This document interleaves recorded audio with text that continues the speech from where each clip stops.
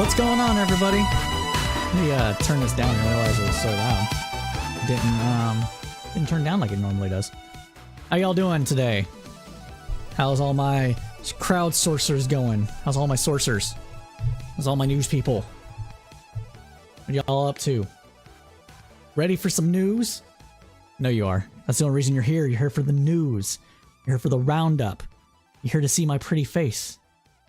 You're here to hear me talk about everything that's going on in the world, or at least as much as I can get covered in about 2 hours. Welcome, everybody, to the Crowdsourced Politics News Roundup. I am the host and moderator, Cypher, and today we are covering a whole host of things. But before we get into the news roundup itself, let us start with some announcements. So first up, as you all should know by now, I will be debating Sean Fitzgerald, aka Actual Justice Warrior, on November 5th in Irving, Texas, live for the Modern Day Debate Con 4. And that will happen live at 3 p.m. on November 5th. So if you're going to be in Dallas or the Irving area and you want to come out and show some support, greatly appreciate it. You can find ticket information at a Modern Day Debate Con. And if you can't make it out during then, well, they will be streaming it live on YouTube or posting it up after the event. I'm not sure exactly which, but you'll be able to catch it there as well. So we're going to debate Sean. And for people that don't know who he is, he's a right-wing YouTuber that focuses heavily on crime and policing within the United States. And so we will be debating on whether or not the left is soft on crime. And so if you think that the only way to deal with crime is to just lock people up and throw away the key, well, you're probably going to agree with him. But if you actually understand how crime works and what causes it and how to go about preventing it, well, then you should be agreeing with me on the fact that the left is not soft on crime. So there is that as well. So yeah, that'll be happening again on November 5th. We're also going to be bringing back Cypher State, but we're going to bring it back as more of a series show, talking about a world event that is happening currently or just partly just, past or whatever. And, but talk about the history that went into it, breaking it up into a series. I'm hoping to do that with Israel and the Palestine conflict here. Don't know when I'll have that done. I still have to work on it, but that's what I'm hoping to launch with. And if we can't launch with that because either I'm too slow or it just doesn't seem like it's pertinent anymore, which is unlikely given the situation that's going on in Israel and Gaza right now, we might move on to something else and do that. I don't know if we'll start off with like the current thing and then be like what led up to it, or if we'll do what led up to it to the current thing. Probably, now that I'm thinking about it, probably will go current thing and then the lead up and then analysis. So we'll do like current thing, what's happened on the current thing, the things surrounding that thing within the last couple months or so, that sort of stuff, and then go from there. That's probably what we'll do for that. Honestly, that sounds like it's a good idea. And then in addition to Cypher State, I am also going to start interviewing people for Practice Run again. And Practice Run is a podcast focused on understanding why people become activists or politicians or what have you, and putting their theory into praxis. And that's why we call it Praxis Run, so that everybody can understand why people do that and get some insight into doing it themselves so that they can put their own theories, thoughts, ideas, etc. into practice. So that's what we're going to do. But without further ado, let's go ahead and start with the show proper.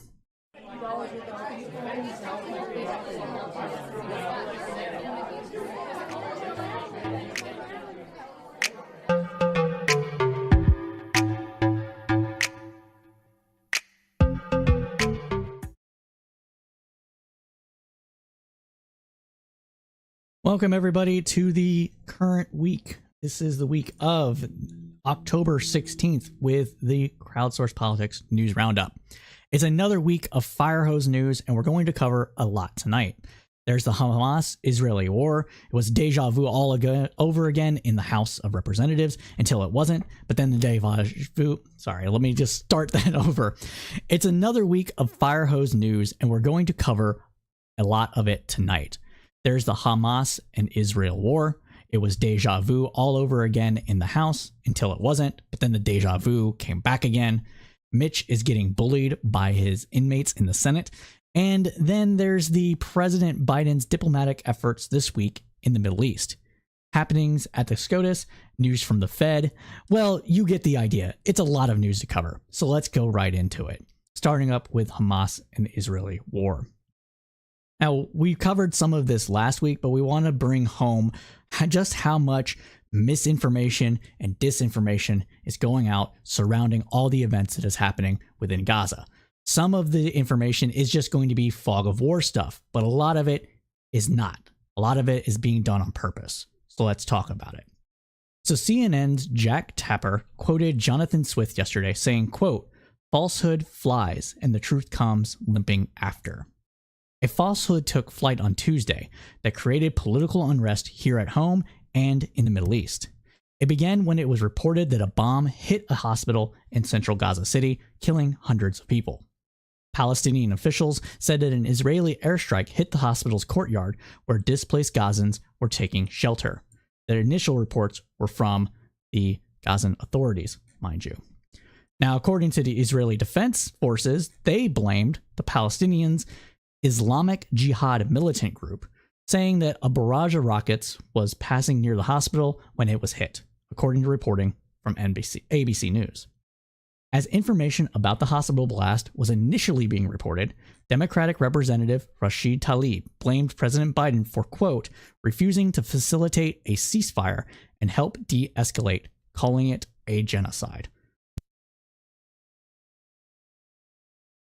Representative Ilhan Omar tweeted the bombing of a hospital, quote, is among the gravest of war crimes, and that Biden needed to, quote, push for an immediate ceasefire to end this slaughter. But by early Wednesday morning, U.S. intelligence agencies confirmed that the bomb appeared to be the result of an errant rocket fire by a terrorist group in Gaza, confirming what the Israeli Defense Forces, the IDF, had said. Tlaib has not acknowledged her mistake at all. Her tweet remains up. Omar later replied to her original post, writing that it was based on initial reports, and adding that the Israeli Defense Forces and U.S. now said the hospital was not struck by Israel. She wrote, quote, it is a reminder that information is often unreliable and disputed in the fog of war, especially on Twitter where misinformation is rampant. We all have a responsibility to ensure information we are sharing is from credible sources and to acknowledge as new reports come in. Commendable on her part. Wise advice. If only we could count on Meta and Elon Musk's X platform to actually take it. At least 14 false claims related to the war garnered at least 22 million views on X, TikTok, and Instagram within 3 days of the Hamas attack, according to confidential findings shared with Time by NewsGuard, an organization that tracks misinformation. The false spread of information is especially rife on X. In many instances, blue checks accounts, which users obtain by subscribing to the X platform's premium service, boosted unsubstantiated claims. European officials are now weighing in on the problem. The EU has launched an investigation into X around the alleged, quote, spreading of illegal content and disinformation, in particular, the spreading of terrorist and violent content and hate speech. So the EU is doing what the EU always does. If something is negative that's surrounding free speech, they're going to want to clamp down on it. And there is some reasons to possibly tinker around the edges of this to a degree, but I'm from the United States. I'm American. I hold free speech, not absolutely because I'm not stupid, but I do hold free speech in higher regard than people in the EU and the UK do. So I'm not going to be on board with a lot of the stuff that they are going to propose in order to fix this. What I will say, though, is that at the very least, Facebook, TikTok, all these companies should go through some sort of verification process for information that is shared as if it is news sources. So if a person is claiming to or does share quote unquote breaking news, that person should be verified and they should have their credentials checked. I think that is fair. And if they are not credentialed, maybe they appear less on a news feed for millions of people to see, but not be silenced entirely. There is ways to go about this, and I think that might be one of the fairer ways to do so. But let's get back into it. Now, CNBC reported that European regulator Terry Breton shared a letter to Meta's CEO Mark Zuckerberg on Wednesday, urging the billionaire to be vigilant about removing disinformation on Meta's platform. Under the EU's newly enacted Digital Service Act, Meta is responsible for monitoring and removing illegal content like terrorist content or illegal hate speech. Again, the EU and the UK have various laws regarding hate speech, anti-Semitism, etc. that would not be applicable in the United States. But given the size and the fact that given the size of the EU, the UK, etc., the rest of the West, and the United States, it might be easier for a platform like Meta to have a one-size-fits-all policy and just clamp down on it entirely. Or we might go to a siloing of the news situation, which is something that Meta is kind of doing with its news links in places like Canada and elsewhere. So there's different ways they can go about this. Well, it is what it is.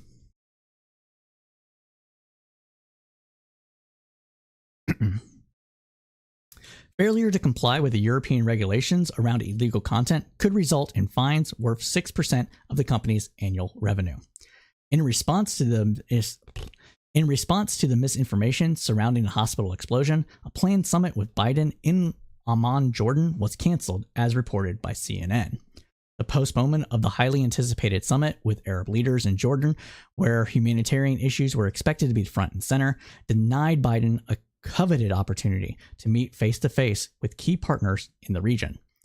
But during the refueling stop in Germany on the way home from Israel, Biden told reporters on Air Force One that he had spoken by phone with Egyptian President Abdel Fattah al-Sisi. Sorry. But during a refueling stop in Germany on the way home from Israel, Biden told reporters on Air Force One that he had spoken by phone with Egyptian President Abdel Fattah al-Sisi. Sisi, Biden said, had agreed to allow 20 trucks of humanitarian aid through Rafah's crossing. Rafah is the crossing between Egypt and Gaza. Former Ambassador David Satterfield, tapped to coordinate U.S. humanitarian efforts, will arrange the transport of trucks, which Biden estimated could happen on Friday. Biden also told reporters there was virtually no pushback from regional leaders when the U.S. urged them to allow aid into areas governed by Hamas. If Hamas confiscates supplies meant for civilians, Biden said the aid will end. Biden said that the crossing would only be open for aid, not for evacuations, leaving an uncertain fate for 2.2 million Palestinians with no way out of Gaza, including foreign nationals and those with dual citizenship, including U.S. citizens. Israel has said it will not blockade humanitarian aid into Gaza from Egypt, but it will not allow supplies into Gaza from its own territory until Hamas releases all hostages. In other words, they are still going to enforce the blockade, and if they get word that military equipment is within that aid convoy, don't expect it to all roll through without incident. Now, would they have that information and risk it with U.S. kind of backing the aid convoy? Probably not, but we have to mention it because it is still a possibility. Similarly, Israel has bombed other crossings in the past, and that's why we have to make you aware of this. Excuse me, I got the burps. In other news around Israel and Gaza, Biden has a diplomacy mission that he's currently underway. Now the hospital bombing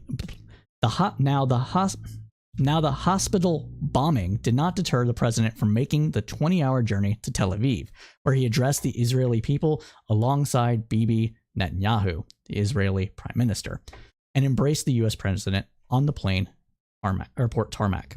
Let's turn now to a couple of clips from Biden's speech via C-SPAN.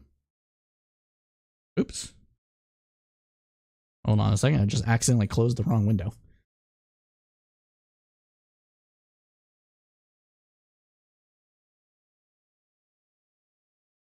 All right.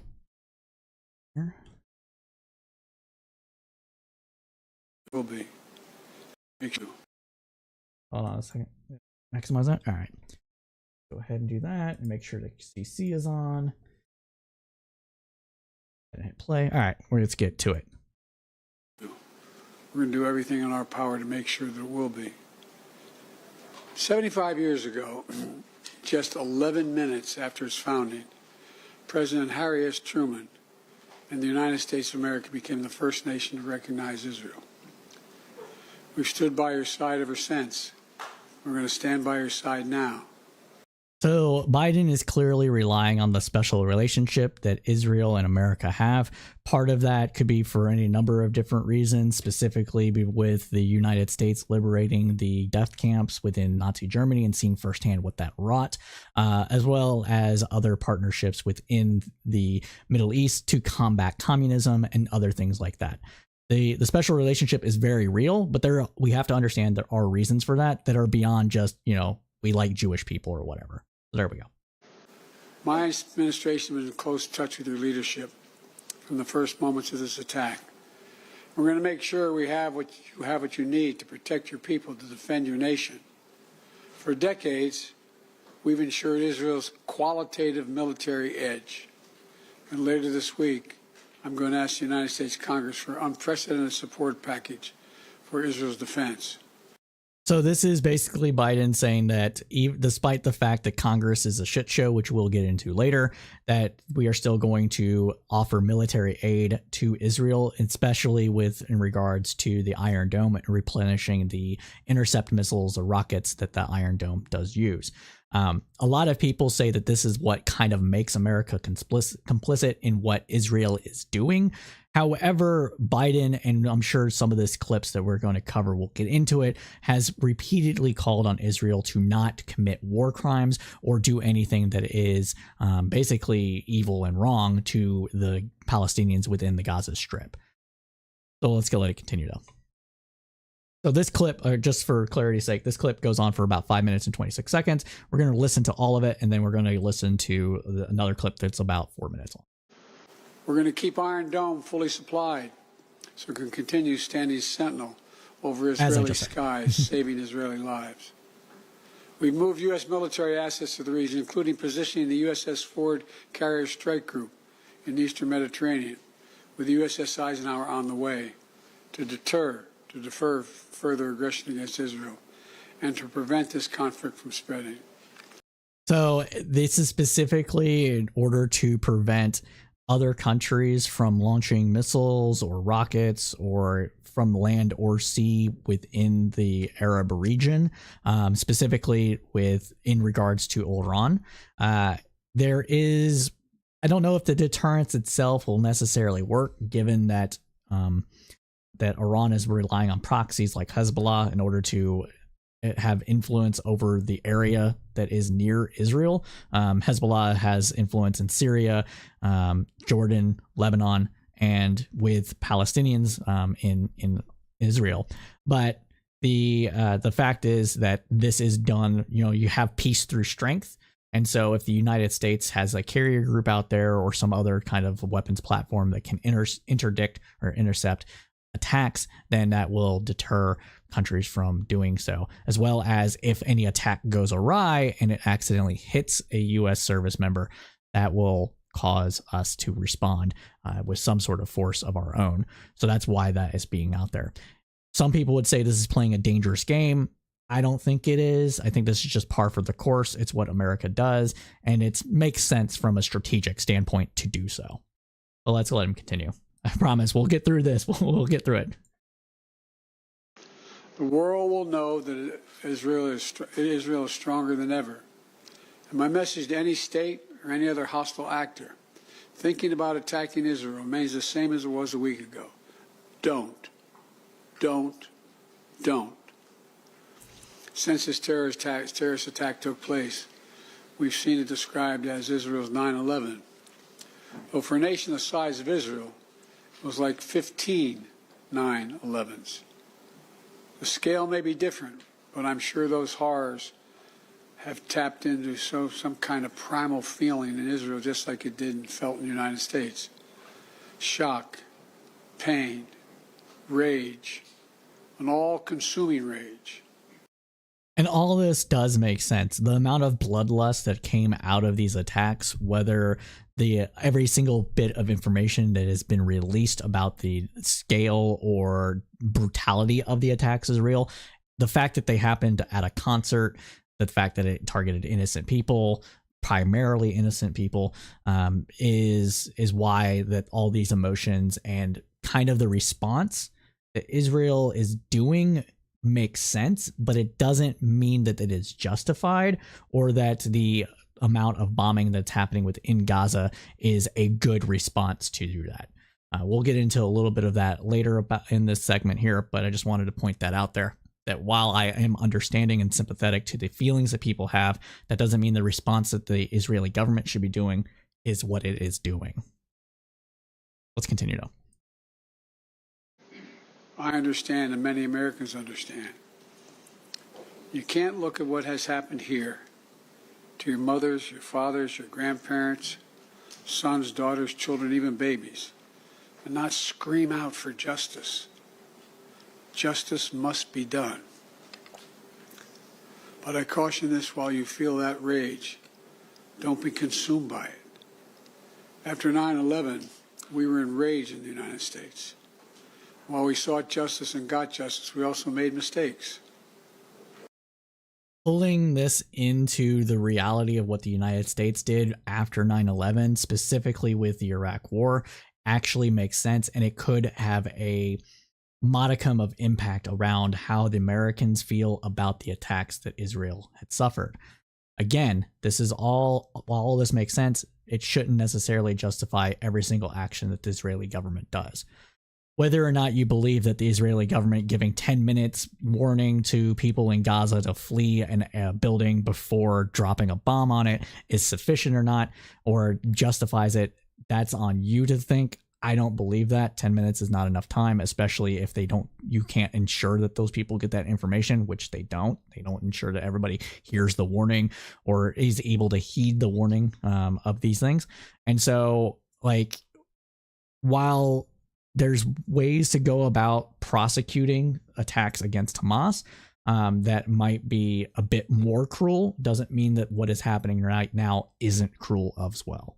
Hence why there has been roughly, I think to date, around 3,000 Palestinians that have been killed since the Israelis' response to Hamas's attack. While on the Israeli side, the number of people that have died so far is about a third of that. So that's another thing that has to be mentioned here. I'm the first U.S. president to visit Israel in time of war. I've made wartime decisions. I know the choices are never clear or easy for the leadership. There's always cost, but it requires being deliberate. It requires asking very hard questions. It requires clarity about the objectives and an honest assessment about whether the path you're on will achieve those objectives. The vast majority of Palestinians are not Hamas. Good on Biden Hamas for saying does this. not represent the Palestinian people. It's true. Hamas they don't. uses innocent families in Gaza as human shields. And this is true. Okay. I will find information and possibly put it into the clip that I'm making from this afterwards. Depends on if it follows YouTube standards. I don't think it does, so I probably won't. But Hamas has used children directly as literal human shields. They use civilians within Gaza as a way to try and deter Israeli responses to its attacks. They have prevented Palestinians from fleeing areas with either information that it's actually not safe, which there might be some indication that might be partly true, but also because they want more people, it seems to me anyways, they want more people to die to make other people get rallied to their cause. Again, Hamas is a piece of shit terrorist organization that shouldn't exist. In a just world, they would not exist. They exist for a number of different reasons, partly due to their own ideology, partly due, and this has to be said, partly due to the way that Israel and other Arab countries, well, not other Arab countries, partly due to the way Israel and Arab countries treat the Palestinians. Hamas is not necessarily a natural outgrowth of some resistance fighting against a colonizing people and for freedom and all that stuff. Like, that's not what they're fighting for. They don't give a shit. Not really. They're not the freedom fighters that you want. Okay, they're not. Freedom fighters would be not targeting innocent civilians. Freedom fighters would be going after primarily or only valid military targets. So when Hamas killed Israeli soldiers in intelligence outpost, that can be seen as a legitimate target.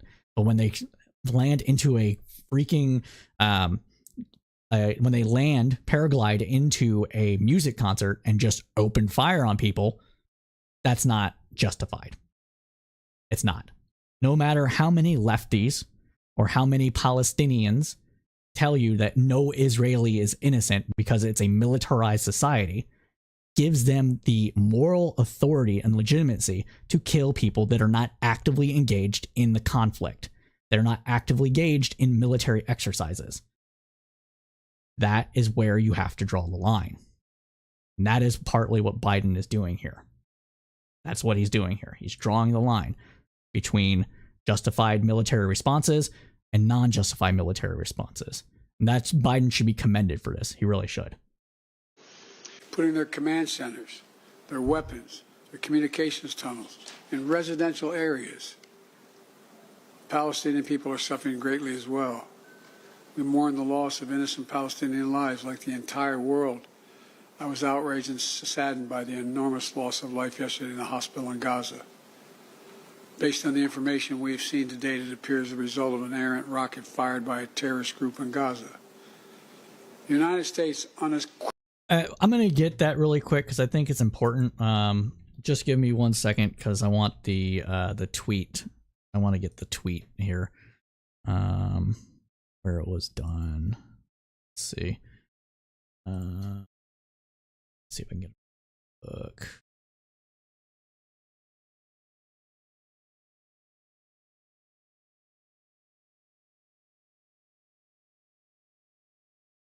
Yeah, here it is.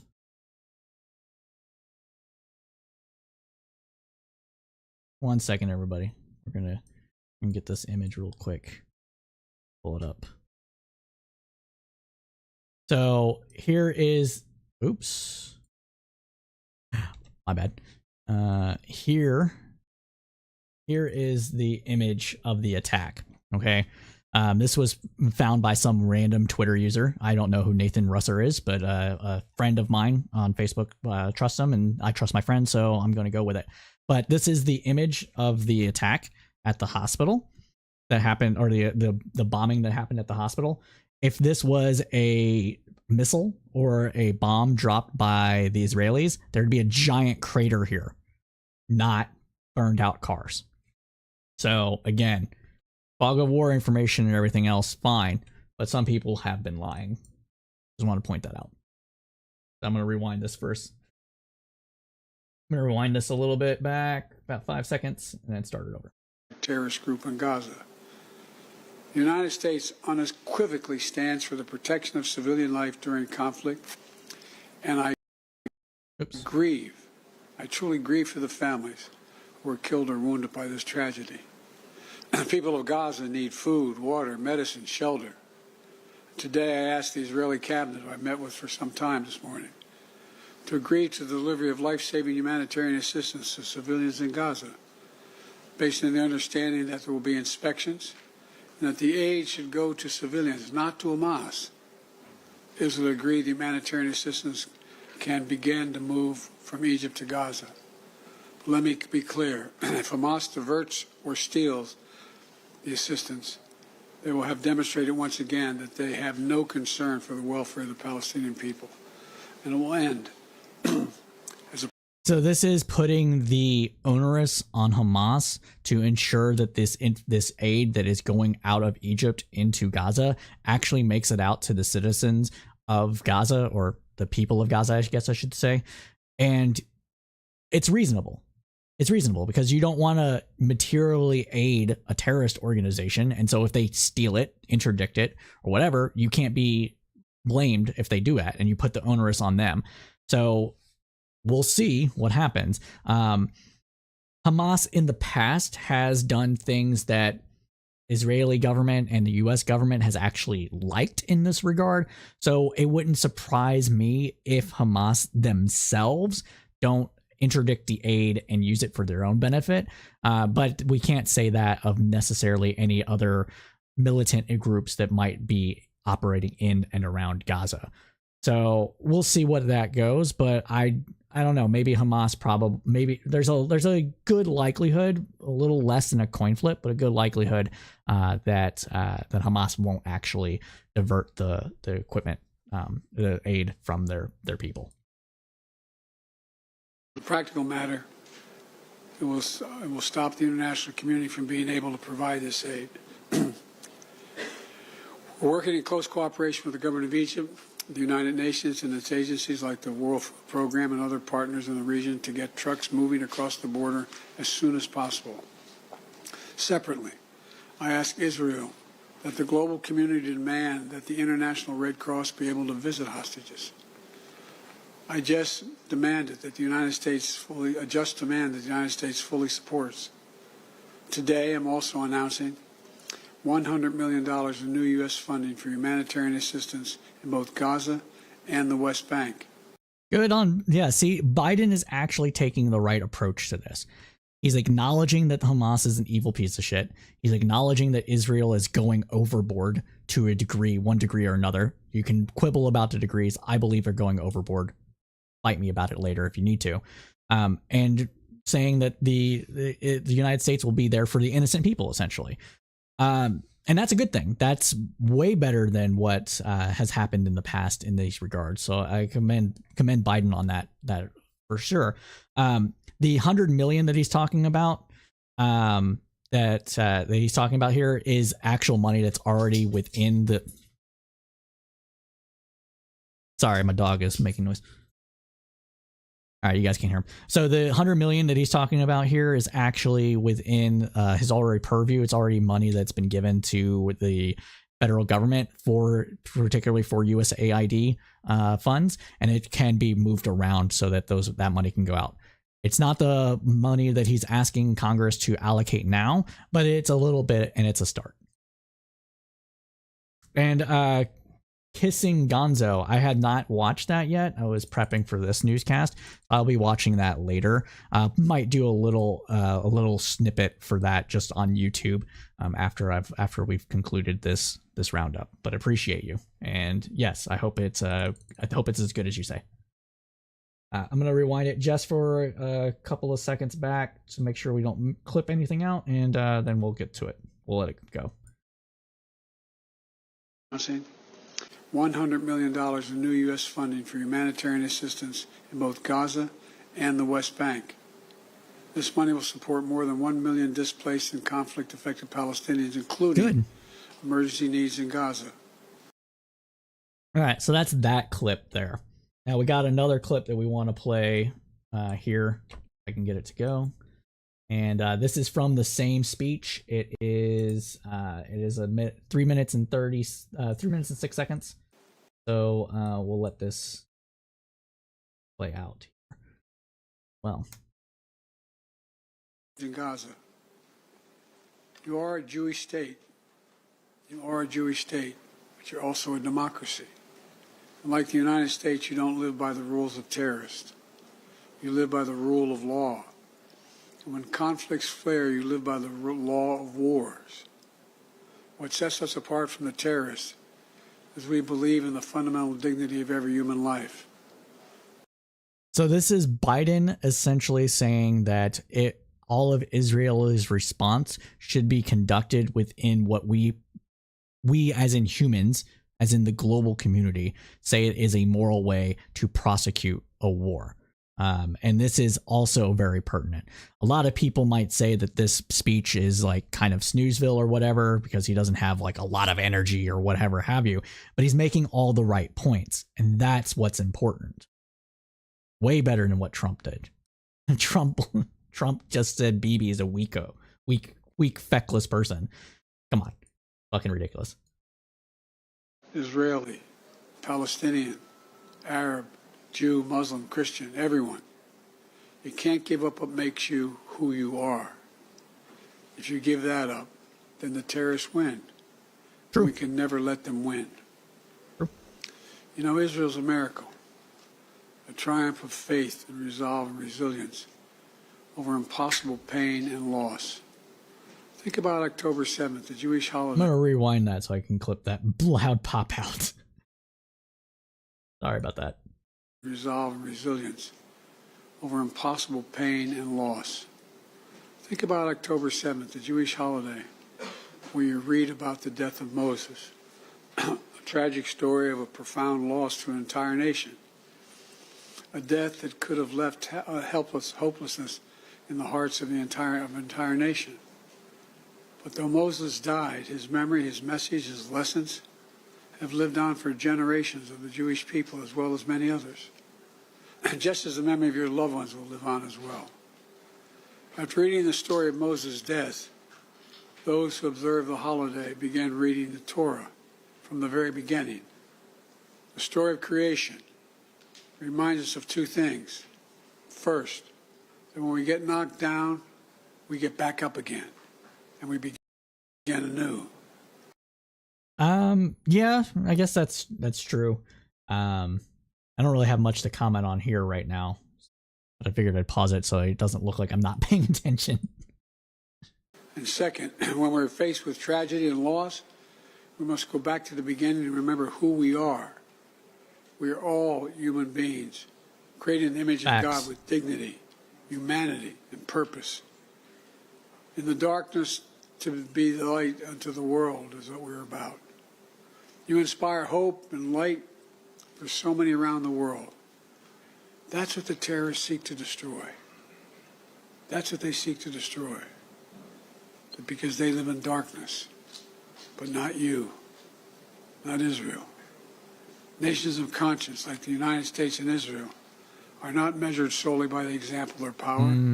We're measured by the power of our example. That's why. So it's getting a little too much shiny city on the hill for my taste in this a little bit, but it completely makes sense of what Biden is saying here. He is essentially appealing to the Israeli better nature, the better nature of Israelis, and trying to appeal to, you know, their religious convictions and their democratic institutions and intuitions, their liberalism, in order to say, hey, you know, I feel with you, I mourn with you. This is a terrible tragedy. Please don't make it worse. And that needs to be emphasized. Whatever happens, don't make it worse, because if you make it worse, the terrorists win. That is their whole goal. The whole goal of the Hamas attack right now, and this should be pretty obvious to everybody, was to destroy the fake Abraham peace accords. And I call them fake because it didn't have Palestinians involved in the process whatsoever. And a lot of the conflict within the Muslim world is between them and Israel. So whatever Israel does to Palestinians and vice versa causes a shit show to happen, like we're seeing here. Millions of, or hundreds of deaths all the time. It happens every clockwork almost every 5 years. It's fucking stupid. Okay. And Iran versus everybody else. And, you know, that's because of the Shia Sunni divide. That's because of the fact that, you know, not Benjamin Netanyahu, but the Iranian government has said that Israel shouldn't exist, and Israel has responded basically in kind that Iran regime is evil and shouldn't exist, etc., etc. I mean, Israel has went in and assassinated scientists in Iran to prevent them from getting a nuclear bomb, among other things. Like, so that's what it is. So if it didn't include those two groups, is that really a fucking peace deal? No, it's not. It's just designed to get a win, quote unquote, under someone's belt. Hence why it's already completely failing right now, with the Arab governments basically saying, yeah, we got to step back here. I don't like what you're doing. That's what we're seeing here.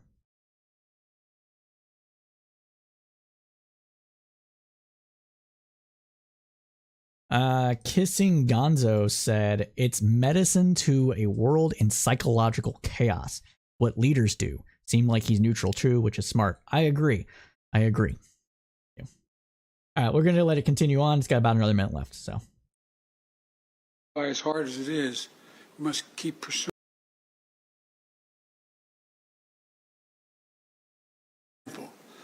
That's why, as hard as it is, we must keep pursuing peace. We must keep pursuing a path Facts. so that Israel and the Palestinian people can both live safely, in security, in dignity, and in peace. For me, that means a two-state solution. I'm not going to disagree with anybody that says a two-state solution is the proper solution. I just don't think it's going to happen. And I don't think it's going to happen because those in power in Israel don't want it to happen. And most people in power between the PLO and Hamas don't want it to happen as well. It also doesn't really solve the issue if the Palestinian state that is created is still, they're like, no, we want all of Israel back. And if Israeli government, it's also like, no, we want all of Judea back, right? Like, it's not going to work if those are the impetuses for conflict are not resolved. In an ideal world, this would just be a multi-ethnic, multi-religious, secular state.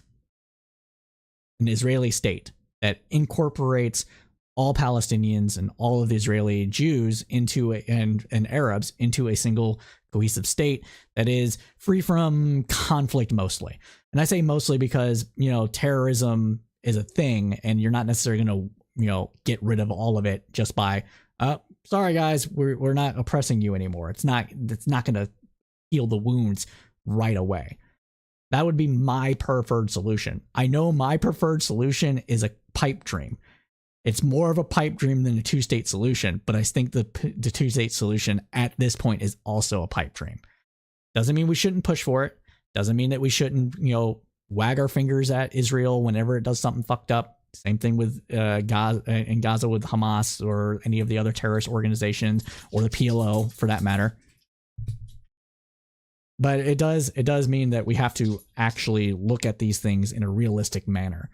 And the realistic matter might be something none of us can tolerate. But will we tolerate it? Will we tolerate it? That is to be determined. Yes, pipe dreams are better than pipe bombs. Yes, true. It's a very good way to say that. Thank you, Kissing Gonzo. Appreciate your commentary. We must keep working for Israel's greater integration with its neighbors. These attacks have only strengthened my commitment and determination and my will to get that done. I'm here to tell you that terrorists will not win. Freedom will win.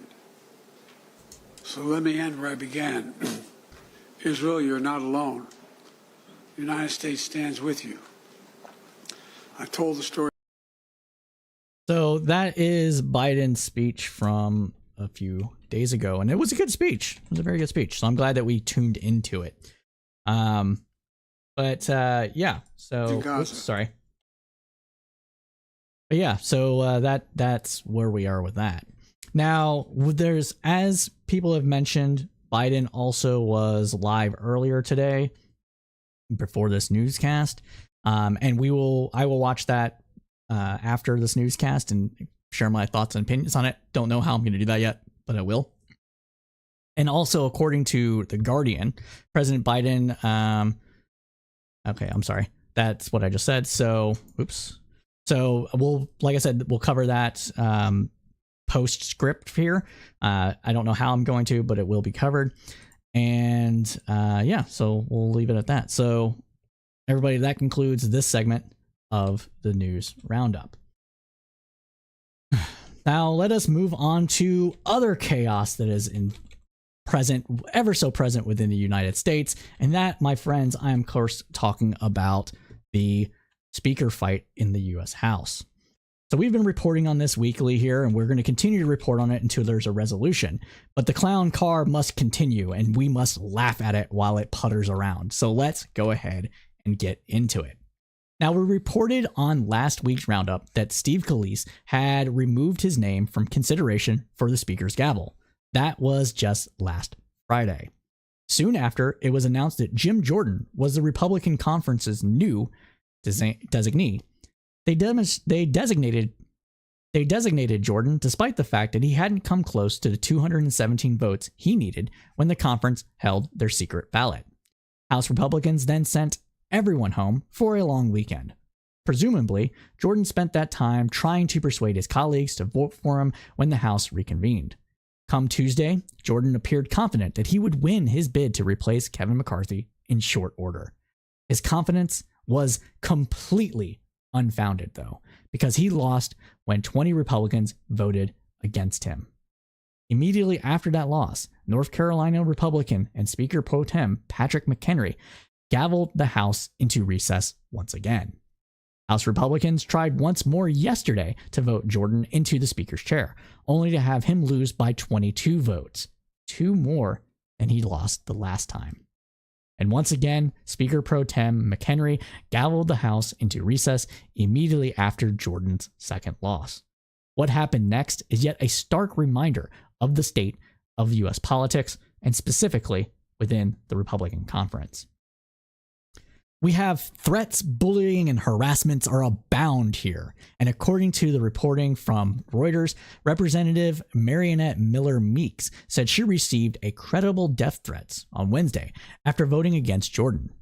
Miller Meeks is a Republican who represents a politically competitive district in Iowa. She voted for Jordan the first time, but switched her vote to Representative Kate Gragner, who is the chair of the House Appropriations Committee. Since then, she received a barrage of threatening calls, in addition to multiple death threats. Representative Don Bacon, Republican of Nebraska, told Politico that his wife has received text and emails pushing her husband to vote for Jordan as well. The anonymous text messages warned her husband, who has been a vocal holdout against Jordan, to back the Ohio Republican. Quote, "Your husband will not hold any political office ever again. What a disappointment and failure he is," read one message sent to Bacon's wife, obtained by CNN through the congressman. She responded to the text saying, quote, "He has more courage than you. You won't put your name to your statements." Bacon said that his wife had slept with a loaded gun by her side since getting the anonymous text messages. A New York Republican, Nicolotta, shared in a social media post a message he received that told him to go fuck himself and die. Jordan responded to the threats and bullying yesterday on X, saying, quote, "We condemn all threats against our colleagues, and it is imperative that we come together. Stop. It's abhorrent." Regardless of who is behind the harassment and threats, some of the Republicans who voted against Jordan said it only hardened their opposition. Because of course it does. People get re-entrenched into their opinions when threatened with violence. That's why threats of violence rarely work. It's why I get shit from the left when I'm like, hey, maybe, punching Nazis is cool and all, but, make sure you're only doing it to actual literal Nazis. Don't go whip people with poles at some random event, because it doesn't work.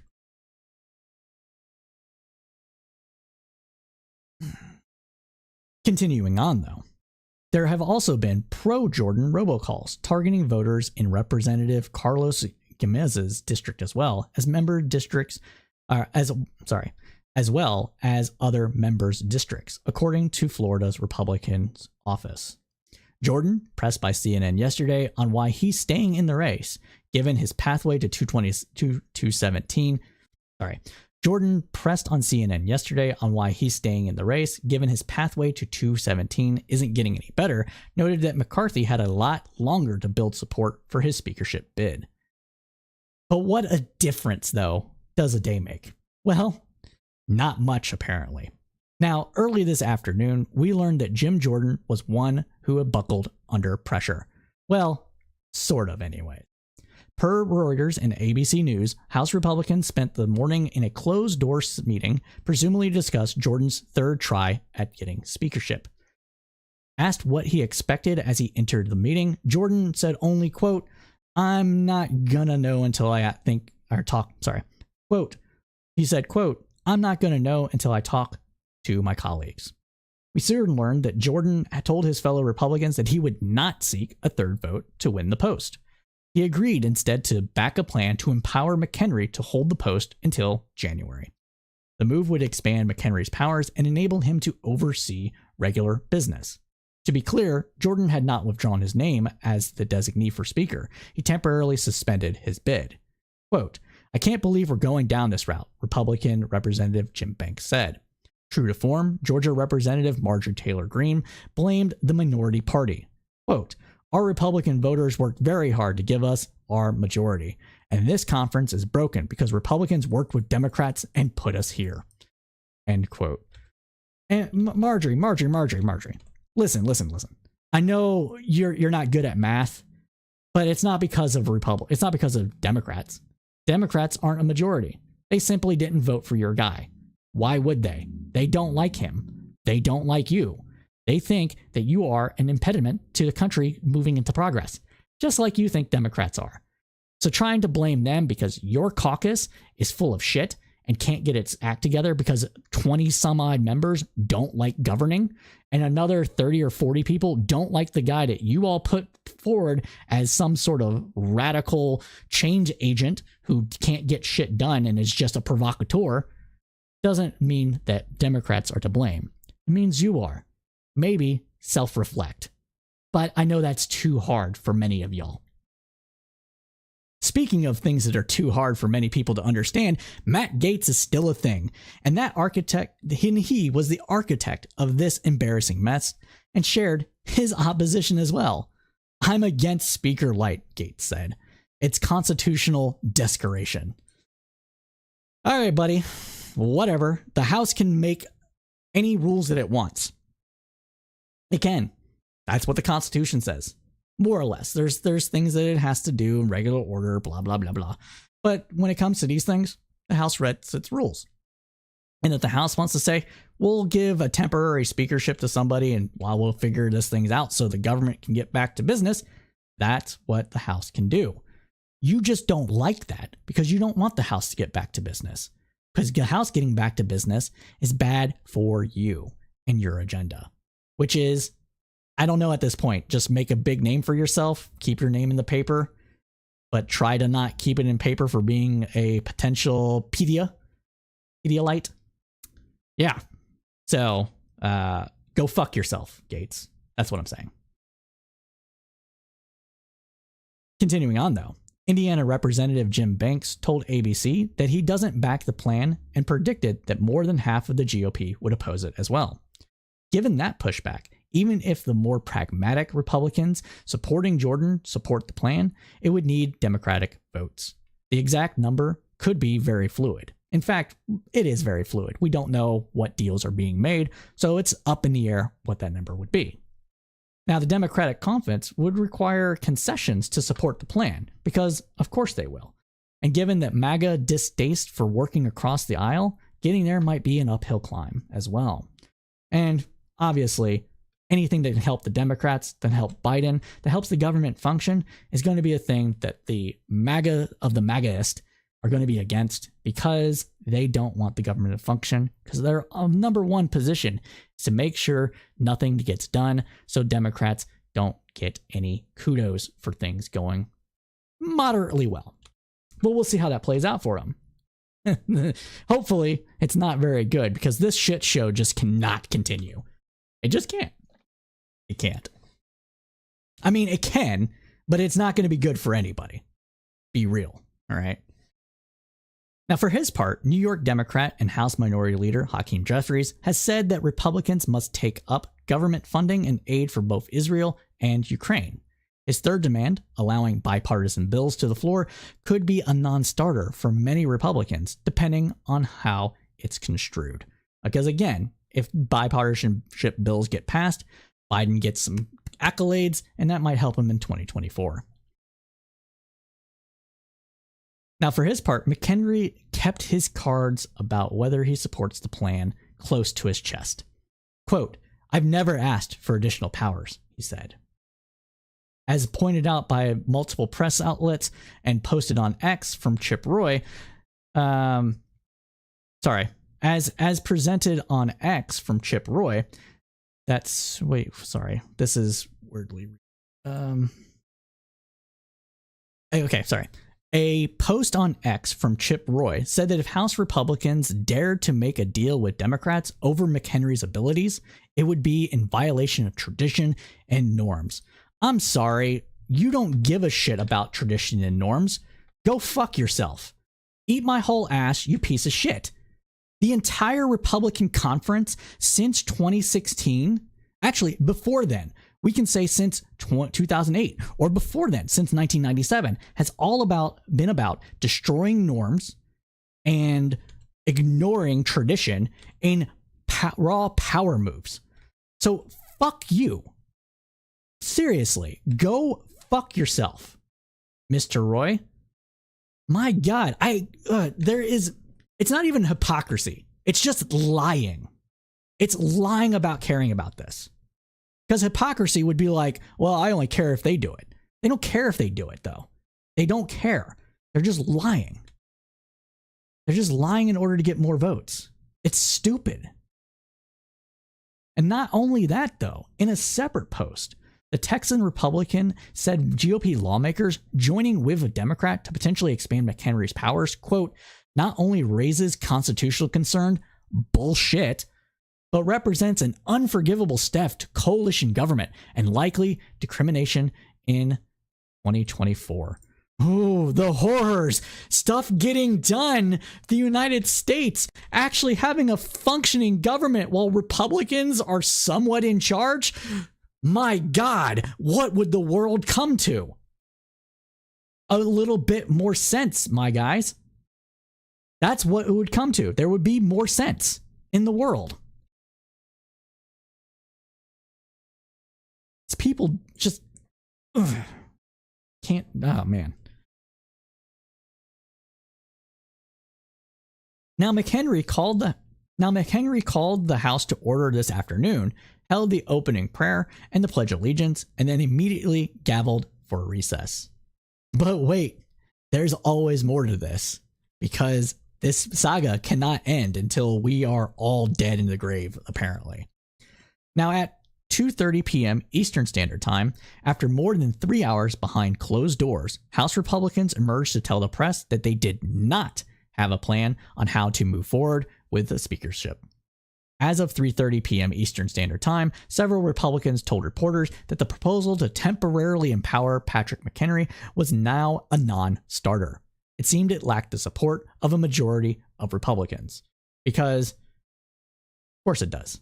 The majority of Republicans are in disarray. This is the most disunity I've seen in a Republican conference probably my entire life. My 38 long years on this earth. And the Republicans just can't get their shit together. All because they've empowered the worst part of their bases to the point of getting power in Congress. The inmates run the asylum now when it comes to the GOP. And if that hasn't been clear to you yet, I don't know if it will ever be. Kevin McCarthy told reporters, quote, the best thing for Republicans to do is to elect a speaker. Because, I guess so. Now, Republicans said that Jordan told members he will reevaluate his campaign for speaker after talking to some of his critics. Several spoke up in the meeting and said Jordan should suspend his campaign given the lack of support. But who would replace him? I don't think anybody in the conference can win. Scalise couldn't win, and Scalise was probably the one guy that could unite the extreme side and the moderate side. It's almost like they want the chaos. Maybe that's what it is. They want this chaos. Are they hoping this will harm Biden? Anybody paying attention shouldn't be blaming Democrats for this at all, unless you're extreme partisan. I mean, you can be that, but you just told on yourself. Thursday's ongoing back and forth discussions about a third vote is now the latest in this dysfunctional add to the latest chaos in the speakership battle as well. And so it appeared Jim Jordan would face a third floor vote. Now, the Republicans have had a busy day and contentious afternoon with all the stuff that has happened, and there's still more to come. Those exiting the room late this afternoon described the tone in the marathon meeting as just angry. Wisconsin Republican Mike Gallagher muttered to reporters that he was heading to a chapel to get a rosary. Matt Gaetz confirmed he had a verbal confrontation with the former speaker during the meeting. Gaetz said McCarthy's passions are a little inflamed. Quote, I think he's working through the stages of grief and might be at the anger part, Gaetz glibly said. Right, bro. He's just angry that he lost his speakership. Oh, QQ. I mean, he might be. He seemed to really only give a shit about getting this gavel.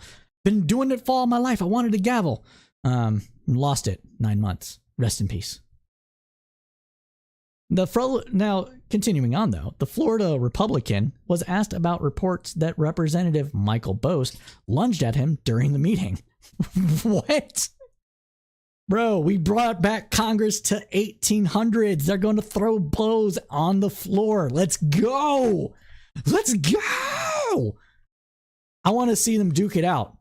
Tape those men's fist up and let's see them box for it. Maybe you could raise some money like WWE style, WWF style, whatever, UFC style. Get some money raised, pay off some of the national debt. McCarthy versus Gaetz in a death match to see who is the crustiest of them all. Now on pay-per-view, Sunday. Oh man, it would be great. I wonder how much money it would raise. Let's see. Okay. So all the political heads would tune into that. So we can say there's about 1 million people who would pay that. So 1 million people, it's $50 a head. 1 million people, man, that's $50 million. That's nothing to sneeze at. I mean, it's a drop in the bucket when it comes to national debt, but maybe that's what we should do. I kid though. Of course I kid. Now, Gaetz later described the incident as being like a Thanksgiving dinner, with Bost playing the drunk uncle, according to the Washington Examiner. McCarthy later recounted to reporters, quote, I was at the mic. I was speaking and Matt Gaetz tried to interrupt, so I told him to sit down, and he sat down. I think the entire conference screamed at him. The whole country, I think, would scream at Matt Gaetz right now. Remember, it was crazy eights led by Matt Gaetz and every single Democrat that put us into this situation. No. Democrats didn't put you into this situation. This is a whole mess created by your own conference. Stop trying to blame it on Democrats simply because they didn't reelect you as speaker. Okay? Did you promise them anything? Was any promise that you made worth a shit?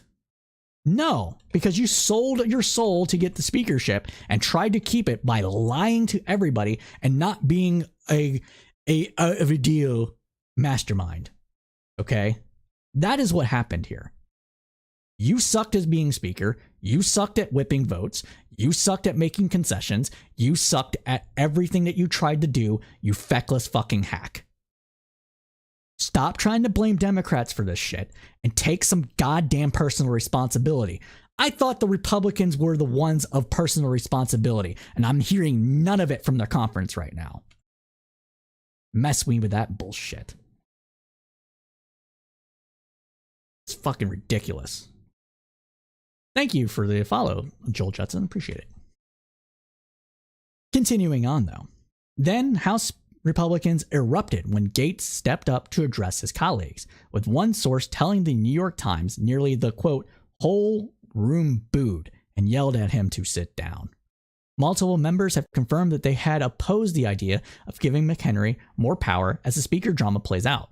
Several members told CBS News that the proposal, quote, is dead and will not come to the floor, end quote. Jordan left his office around 5 p.m. Eastern Standard Time and said he was on the way to talk to colleagues. As he exited, he didn't provide any update on the timing for a vote. When CBS News asked him if his goal is to get to the floor tonight, he replied, quote, we're trying to get it unified as soon as we can. Jordan continued on and said, quote, I am still running for speaker, and I plan to go to the floor and get the votes and win this race. How are you doing that? Tell me. Explain to me how you're going to do that. I don't think you can. I mean, I think you can eventually, maybe, but you've been pretty bad at it so far. You gonna admit to that? You gonna have some integrity? Wait. I'm talking about Jim Jordan. Of course not. It's not gonna have any integrity. This is a guy that ignored reports of child abuse while working as a wrestling coach. So yeah. Integrity in his bones, I don't buy it. For his part, though, Gallagher said that he wasn't sure any member could attract the 217 votes needed to become Speaker of the House. Asked if he thinks Jordan should drop out of the running, Gallagher replied, quote, I think if he's not making progress and indeed he's hemorrhaging votes, then we need to go back to the drawing board, end quote. At the same time, members who voted against Jordan emphasized his chances of getting the gavel on a third vote were slim.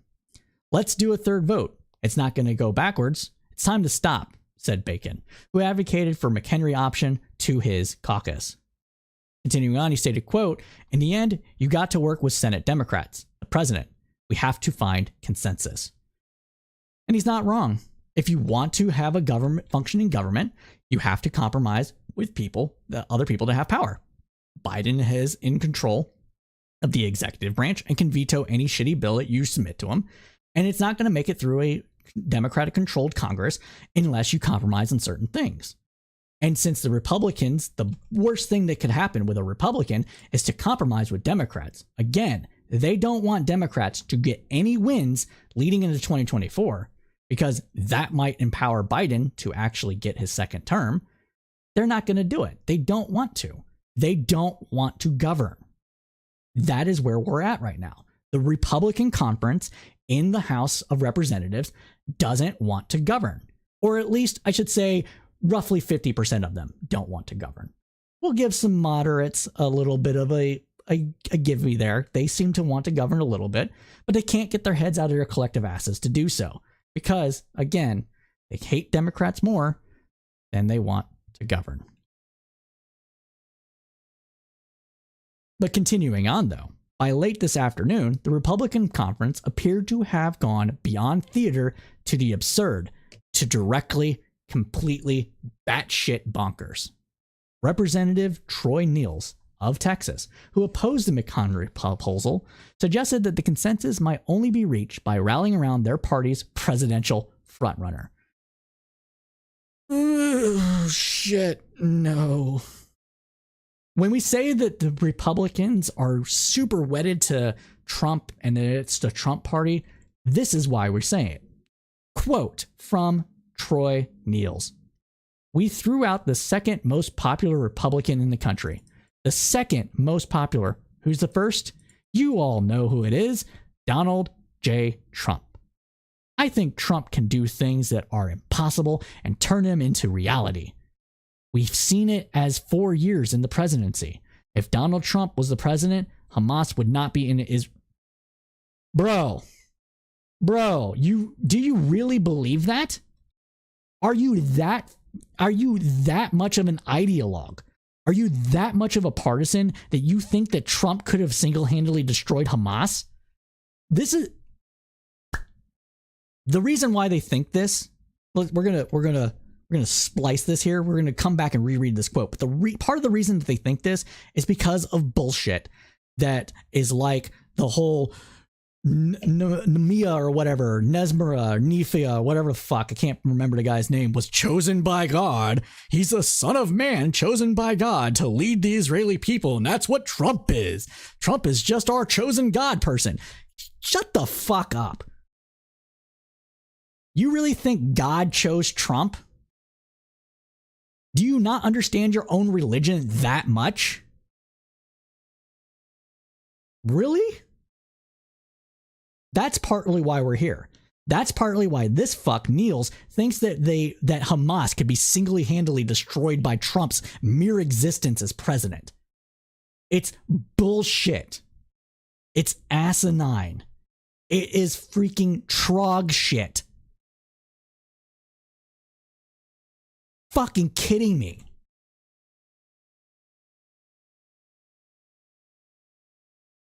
Let's rewind though a little bit. So Niels Niels continuing on stated, quote, rewind. Okay, let's rewind a little bit and go over that quote again. So this is Niels, again, saying some bullshit.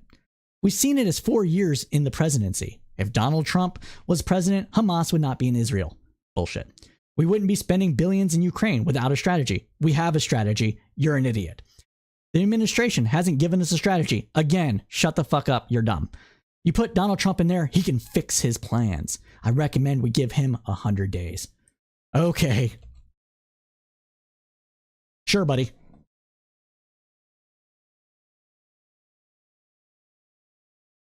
For his part, though, because he's always got to shove himself anywhere he doesn't belong, Gates told reporters earlier this month that conversations with the 77-year-old former president had reassured him that the move to oust McCarthy had been, quote-unquote, the right thing. Trump has denied any involvement in the anti-McCarthy plot, according to the New York Post. And according to Trump's own words, he said they're both fine people. They're both good. Bullshit. Trump just doesn't want to, put his finger on the scale and have it fail. That's all it is. So when he supported Jim Jordan, that's because Jim Jordan supported him more than Scalise, so he had to show that loyalty. But he was hoping that Scalise would fail. Scalise failed. And he's hoping that Jim Jordan will still succeed. Because if he doesn't succeed, he's going to call Jim Jordan a loser. Feckless. Can't get the job done. Not a good deal maker like he is. Because Trump, like a lot of people in the Republican conference right now, can't take personal responsibility for anything. And that's where we're at. Now, apparently, though, okay, so but there's more to this. There's more to this craziness, right? And what is also happening surrounding this whole thing is that members of Congress, members of the GOP conference, are getting threats, as we previously stated. And those threats continued today. Representative McClintock appeared on C-SPAN this afternoon. Here is what he had to say about those threats.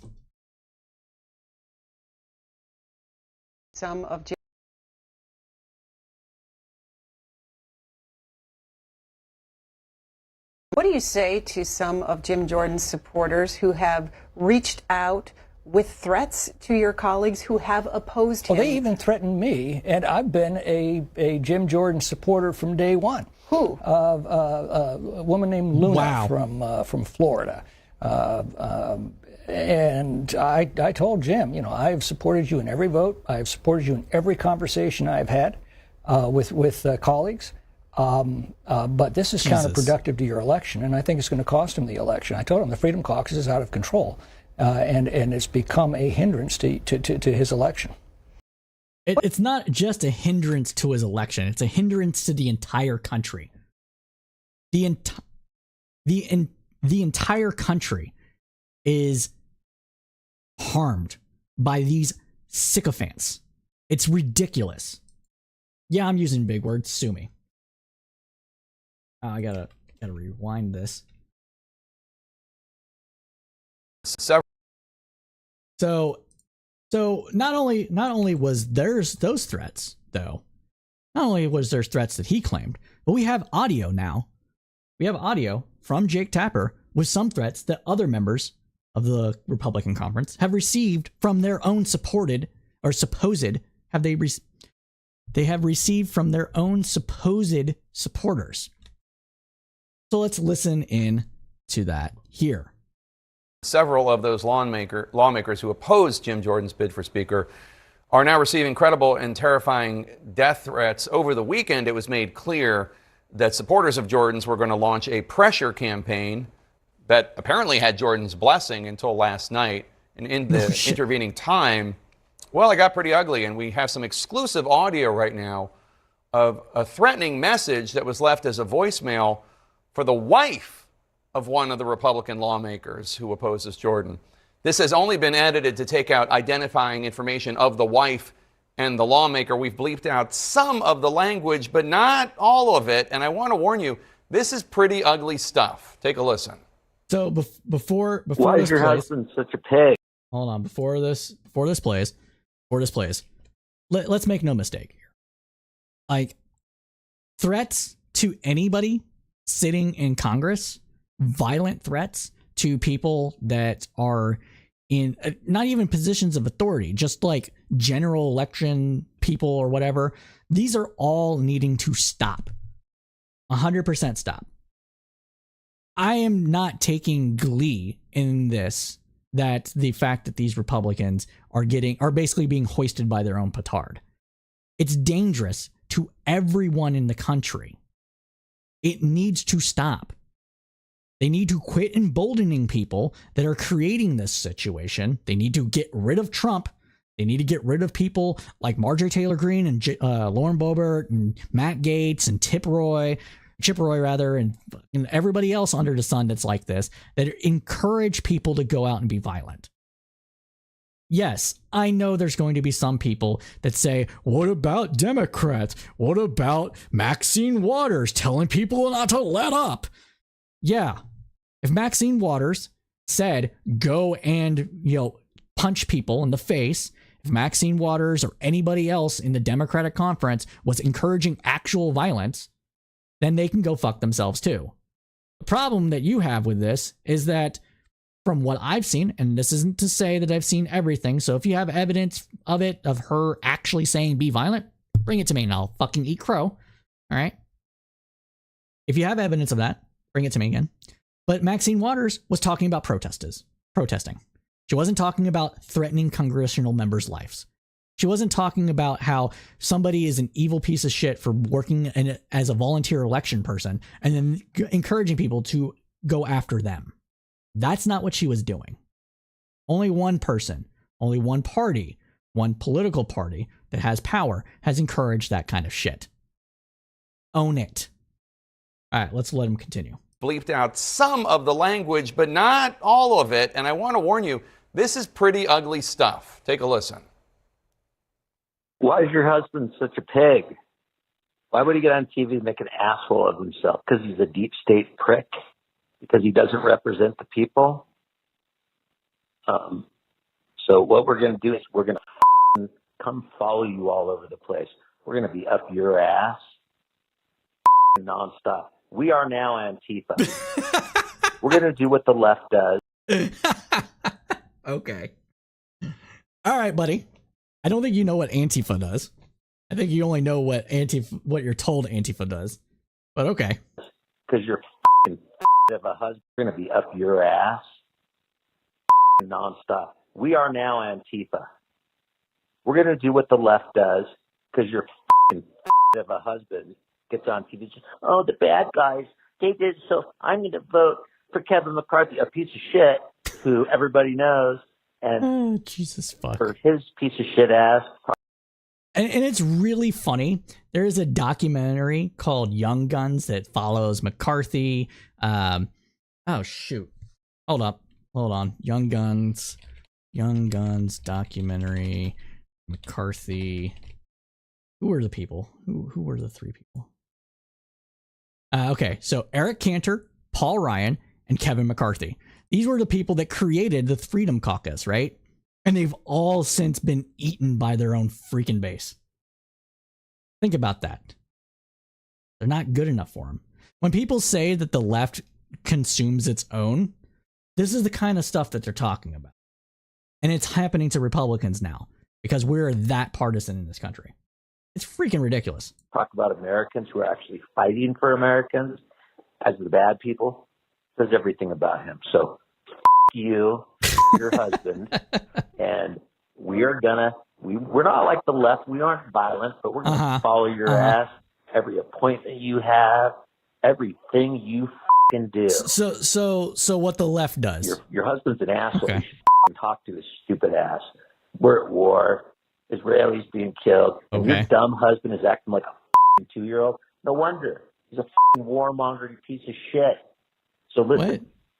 You're going to keep getting calls and emails. I'm putting all your information over the internet now. Everybody else is. And you will not be left alone because your husband, Jim Jordan, or more conservative, or you're going to be molested like you can't ever imagine. And again, non-violently. You won't go to the beauty parlor. Now, you must be a bitch to marry an ugly motherfucker like that. Jesus. Well, Jim Jordan. Oh my God. So yeah. Yeah, that's what's happening with Republicans. That's what's happening with them right now. They are like this. And they're being hoisted on their own petard. And again, I'm not taking much glee in this. This is dangerous. This is escalating. This puts people at risk. Following somebody around 24/7 that isn't even part of the government is harassment. It's stalking. It's a threat. It's dangerous. Don't do it. Okay? Don't do it. Don't do it. But to wrap this up, though, we all know it doesn't have to be this way. From 2020 to 2022, House Democrats had the exact same slim majority the Republicans have, plus a 50-50 Senate. Not only did Democrats manage the apparently Herculean task of electing a speaker on the first ballot, they also passed the following: the American Rescue Plan, the Inflation Reduction Act, the CHIPS Act, the PACT Act, and a bipartisan infrastructure law. They reauthorized the Violence Against Women Act and codified marriage equality. And they never, not once, failed to pass a bill that was brought to the floor for a vote. The problem for Republicans going into 2024 is that Democrats prove that when there are people in the majority who believe in the mission of government, make no mistake, this is actual believing that government should function. Government can actually function and do so a bit well. The problem for America, and at this moment the world, is that this is 2023, and Republicans have proven that they are utterly incapable of governing, or they're simply unwilling to do the job they were elected to do. Again, all because this would help Biden in the end. And we can't have that, because God forbid the Green New Deal gets passed, or some other nonsense that creates an issue for the country. But with that, my friends, that concludes this long segment of the News Roundup. If you're just joining us, welcome everybody. This is the Crowdsourced Politics News Roundup. We do this typically on Thursdays from 8 p.m. Eastern Standard Time to roughly 10 p.m. Eastern Standard Time, covering the news of the last week with the kind of analysis only the crowd can provide. If you want to see us on do things on the Roundup or whatever, there's a number of ways you can get a hold of us. You can, first off, you can join our Discord. Discord is where we're trying to build up our community. We also have a Facebook community as well as an Instagram page and other things. You can still get me on X/Twitter. I don't use it very much, but if you need to private message me, I do check it. So you can find me at Crowdsourced Poll on Twitter. And you can also find me at on Mastodon, if you do Mastodon, at CSP Cypher at federated.press. You can also find me there on Blue Sky at CSP Cypher as well as finding me on Instagram and Threads under Crowdsourced Politics. Those are all the places you can get a hold of me. TikTok is a little bit fresh, so it's not really a good place to get a hold of me, but we're also on TikTok as well. So find us all there. We do other programs in addition to the News Roundup. We do Cypher State, which is a foreign affairs and foreign policy focused podcast / live stream. We're going to start that back up here shortly as well. And we are in need of a video editor and a WordPress developer to make a website for us. The video editor to edit these video segments into good, clean videos that we can put on YouTube and clip it for Facebook and for Instagram, Shorts and TikTok. So if you're a video editor and you are able to edit some videos for us, please reach out as well. That's where we're at. But let's continue on with the News Roundup. And let's move on now to the Senate. Now, the Senate is operating with a heavy workload this week, based on reporting from the Washington Examiner. That body is racing to confirm the nominee for the Israeli ambassador, organize a larger defense spending bill, and begin passing appropriations bills ahead of the deadline to avert a government shutdown. Schumer has faced public calls for weeks, especially from Republicans, to start bringing the Senate's bills to the floor for passage. The top Senate Democrat reached a deal with members of the Senate Appropriations Committee on amendment vote thresholds for the minibus, which combines 3 of the 12 appropriation bills. 4 committee members, 3 Republicans and 1 Democrat, told the Washington Examiner Tuesday that they expected a floor vote on the minibus in the coming days. Another member, a Democrat, speculated that the legislation would receive floor vote time early next week at the latest. For his part, Mitch McConnell is slowly losing a grip on his caucus, though. As the House Republicans descend into chaos over their inability to elect a speaker, Senate Republicans are mired in their own moderate dysfunction. Former GOP strategist Tim Miller argued in a video released yesterday that, quote, "Things in the Senate are not any better than they are in the House. The inmates are taking over the asylum," Miller said, as the MAGA senators continue to bully their leader.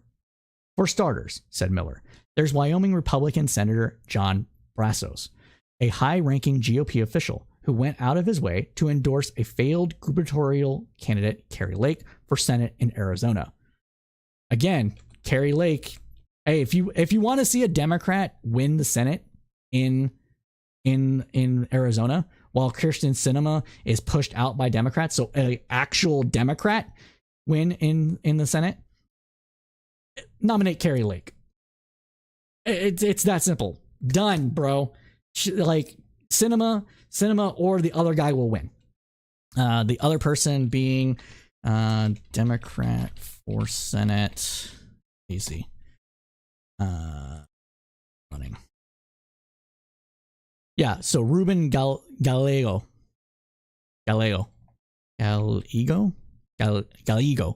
Ruben Gallego. Pretty sure it's supposed to be pronounced as a Y. Yeah, Gallego. Gallego. Ruben Gallego is running as a Democrat in the Senate. For Senate in the Democrat nominee for Senate. Now, the reason why Kyrsten Sinema went third party is because Arizona actually has a rule in their laws for getting on the ballot that if you lose a primary, you can't then declare yourself as an independent and run. It is sore losers rule. So she has to she has to change parties, not run in the Democratic primary. This is Kyrsten Sinema we're talking about, just so we're clear, that if she ran in the Democratic Party and lost to Gallego, then she wouldn't be able to run. So she's doing it ahead of that. And if you want to see either one of those two win, nominate Kari Lake. Because, yeah, she might have fiery passion base, but that base only makes up about 30%. There's a reason why she lost, even though it was a thin loss for governor. And it's not because, as Republicans like to say, as the conspiratorial-minded people like to say, because Democrats cheated. It's because she's crazy. She's batshit. That's why she lost. Well, let's continue on. Miller said Lake is, quote, "the only person more obsessed with election denialism than Donald Trump." True. And Brazos is doing that because of what's happening over in the House. They know if you want to be a leader in the Republican Party in the future, you need to embrace MAGA and you need to embrace the crazy. And they see how Jim Jordan is being rewarded for his unabashed advancement of conspiracy theories.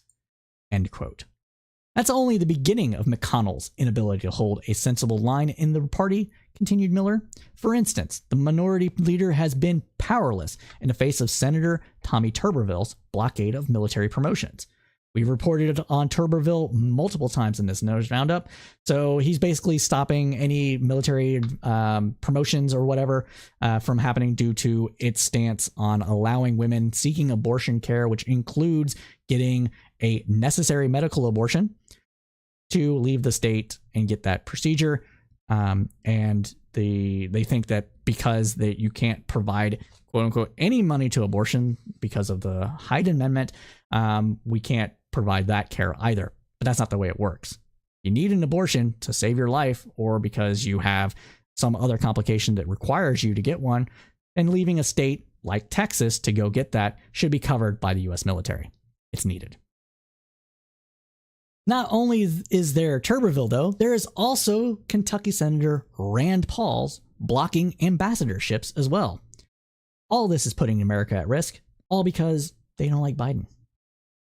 Paul wants to force the government to release more information on the origins of COVID-19 so he can validate his unsupported belief that it came about through a taxpayer-funded gain-of-function research.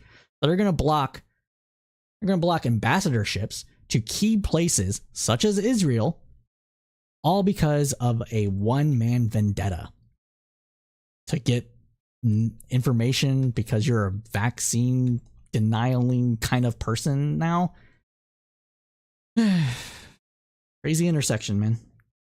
Senators have too much power. Individual senators have too much power. This wouldn't be possible if there wasn't a filibuster. This wouldn't be possible if the Senate rules were designed a bit better. Maybe we should do that. Maybe we should stop relying on norms and start relying on rules. Maybe it would help the country. I don't know. Is that just me? It's not. Now, all of this, Miller says, adds up to a Senate that is incapable of performing some of its basic functions.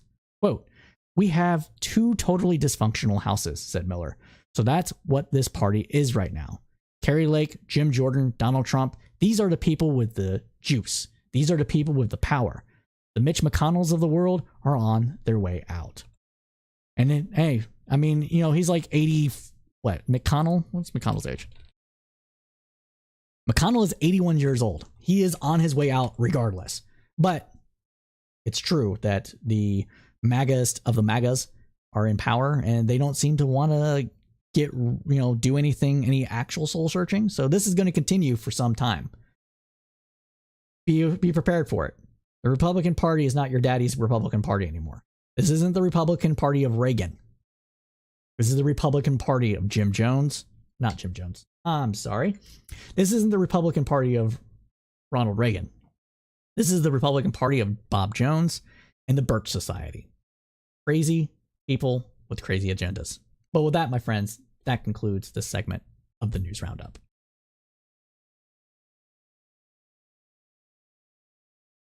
Now, we're going to start to talk about some SCOTUS stuff. We like to cover the SCOTUS happenings here. We do so relying largely on SCOTUS blog, specifically from TikTok.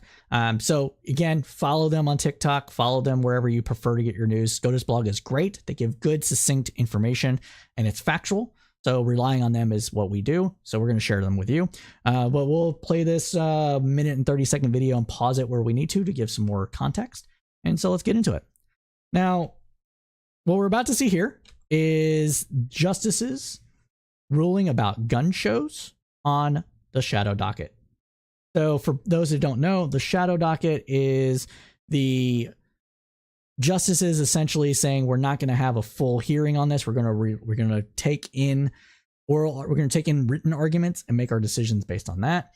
And they talk with themselves and vote and everything like that. They say they still do the job, but they don't pull in a full hearing. But let's go ahead and get into it. The Supreme Court just told two sellers of so-called ghost guns that they've got to play by the Biden administration's rules regulating the firearm. The justices voided a federal judge's decision that tried to carve out an exception for these two manufacturers from complying with the law. Now, relevant background here, back in August, a split 5-4 court rejected a challenge from gun manufacturers who tried to pause the Biden administration's regulations while they duke it out in court. Okay, so to talk about ghost guns are manufactured guns that don't have serial numbers on them and can't be traced that way. And you know, the regulation of manufacturing of firearms is something that doesn't infringe on people's rights to own arms. So that's why we can see some of the conservatives being a little more lenient for this stuff. But with the shadow docket, again, they're going to say this at the end because they always do, but we don't know necessarily who ruled in what way and why. So they're not required as a full hearing, as they are with a full hearing, to make their stuff known. A federal judge in Texas had issued a nationwide injunction, effectively barring the Biden administration from enforcing the rule that it made, but the justices struck that decision down. The rule, by the way, was put forward by the ATF, the Bureau of Alcohol, Tobacco, Firearm, and Explosives, and it clarified that the rules governing the sale of firearms, like background checks and certain record-keeping rules, those also apply to the sale of so-called ghost guns. So after losing the bid to pause the rule back in August... And it should, like, this ruling is 100% reasonable. Like, I don't see how anybody that follows legal doctrine at all could have an issue with this. And the people that I think that have a primary issue with this are those that are ideologically opposed to the government regulating anything, and ideologically opposed specifically for the government regulating manufacturing and ownership of firearms. But as far as just a pure legal stance, treating all weapons similarly is actually standard. So.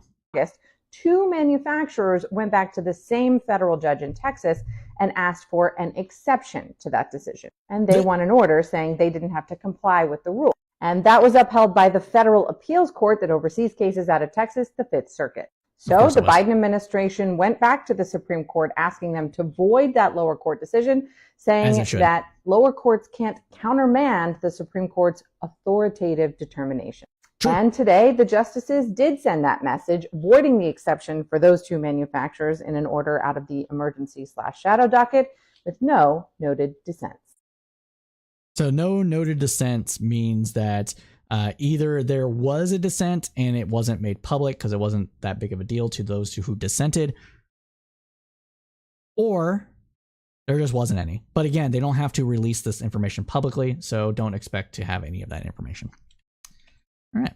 So that concludes the shadow docket Supreme Court ruling. Now, let's get into the economy. If you haven't watched us before, we like to cover economic news every other week or so, and this week is the week that we like to cover the economy. So let's get into it. So CNBC News reported that the Federal Reserve Chairman Jerome Powell today acknowledged recent signs of a cooling inflation, but said that the central bank would be resolute in its commitment to a 2% inflation mandate. Now, I think that the 2% mandated rule for inflation, that what the Fed's target is, I think that doesn't have enough play room in it for a robust and booming economy. I think it should be between 3 and 4%. Like if it's in that range, if it's less than 4, greater than 2, 3, like, let's say 2.5 to 4, 2.5 to 3.9. So if it's less than 4 and more than 2.5, I think that's actually a good range for inflation to be at. Yeah, it sucks for people that are saving a ton of money in like traditional savings accounts, but it's good for everybody else. So I think 2% is too low, especially if we want to have better than full employment. The Federal Reserve says that full employment is 5%. 5% unemployment is considered full employment. We're down to 3.6 right now, I think. Let me double check that. Wait a minute.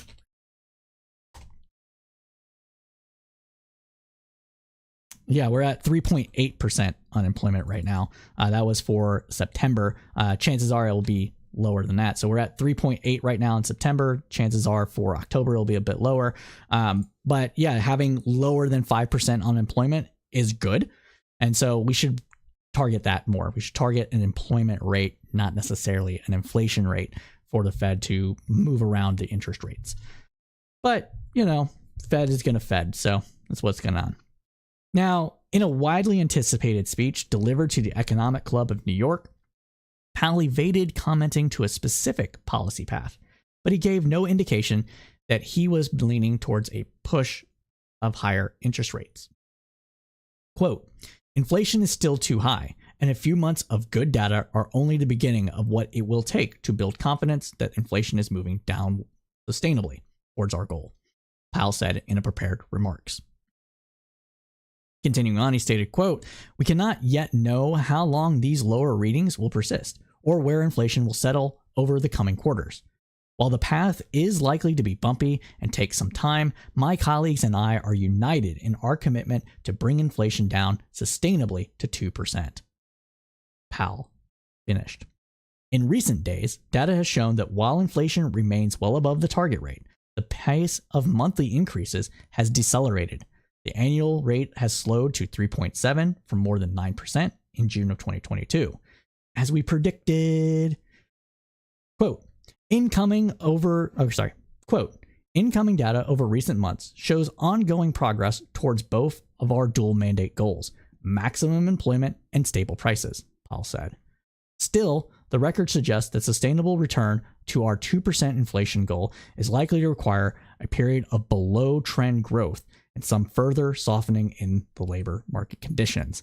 In other words, they don't think inflation will roll down to 2% until the economy has a recession.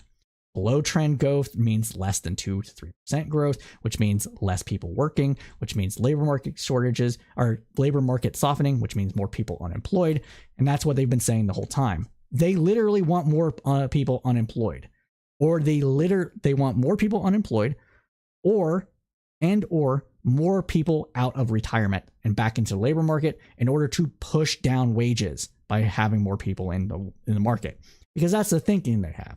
They think the reason why we have inflation right now is purely out of a labor shortage and not because of monetary conditions anymore, because those monetary conditions have been changed, and they want to see more people looking for work and more people competing for wages, thus pushing them down. They don't need to do any of that. They don't need to do this in order to bring inflation down. There's a lot of different ways to curb inflation.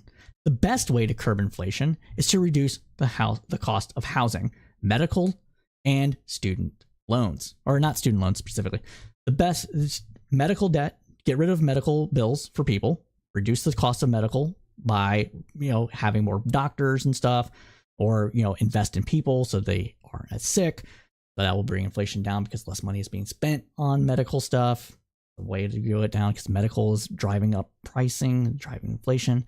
The biggest driver for inflation right now is housing cost. So if we just build more houses for the millions of people that need homes, and then some, we have lowered rents. We could do that.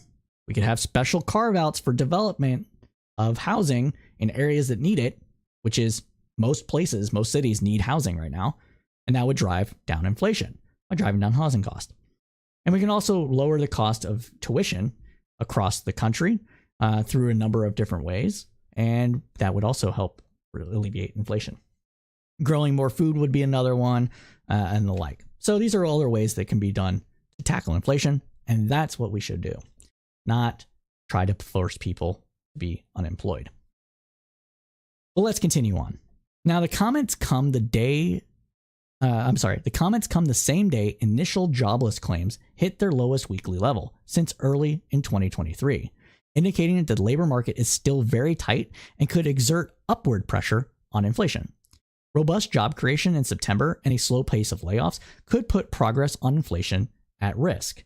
Paul remarked, quote, additional evidence of persistently above trend growth or that tightness in the labor market is no longer easing could put further progress on inflation at risk and could warrant further tightening of monetary policy.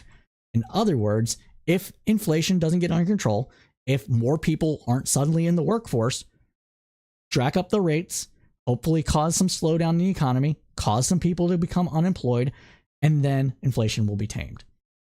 Again, it doesn't have to be this way. The federal government could use fiscal policy, combination of tax increases, and then using that money that's gained from the tax increases on spending on goods and services that people need that would reduce the cost for those goods and services and therefore bring down inflation. That's what should happen. But that's not what's happening. One, Congress is disjointed and chaotic because Republicans don't want to govern. And the other reason is because giving people things that they need is not something that the United States government is very good at doing, just in general. Even when Democrats are completely in control, they're still a bit too, not capitalist, but too a bit of much wanting to give people a free lunch, so to speak. So that's why we're at here. Now, another way to bring inflation down, though, is to have more oil and gas come online so energy prices go down. And we saw some of that happen this past couple of weeks. So as winter approaches, it's chilling gasoline prices too, per reporting from Markets Insider. Despite soaring oil prices stoked by the Israeli and Hamas turmoil, gas prices are maintaining their decline. This is due to shifts to cheaper winter blends and decline in demand following the summer driving season. In under 2 months, gasoline margins have plummeted more than $40 a barrel to less than $10, according to Bloomberg data on Monday, in a return to pre-pandemic levels. At the same time, the supply side is also pressuring margins lower. According to the U.S. Energy Information Administration data, gasoline inventories dipped 1.1% last week, but are up 6.7% from a year ago. So in other words, while inventories are a little lower, there's still way more gas on the market than was previously, thus bringing down prices. So that's where we're at. But that, my friends, concludes the economic news bites for this segment. Oh, man.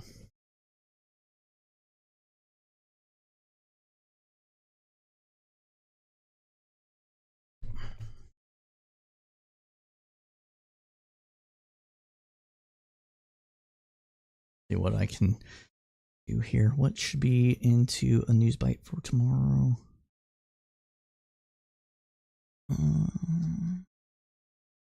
Yeah, we'll do both of those. All right. So I'm getting close to having to call it quits for the night because I need to still walk my dogs. So we're going to go plow through these next segments pretty quickly. Starting up, we're going to limit some of these into news bites for tomorrow. So the things that we don't get to tonight will be included as shorts tomorrow. So look at our YouTube and TikTok and Instagram channels if you like shorts.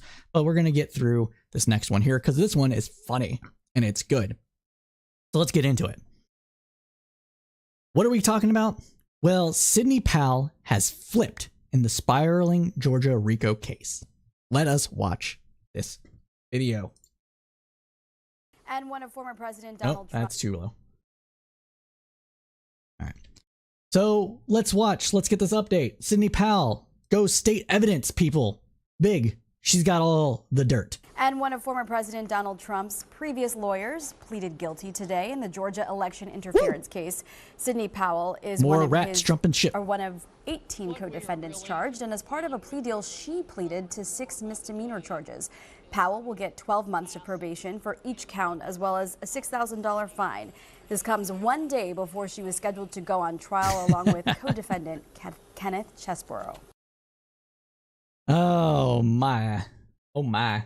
That's some good stuff.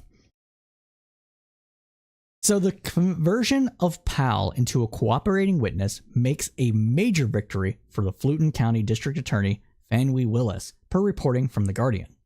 Powell was involved in some of Donald Trump's most brazen schemes to subvert the 2020 election.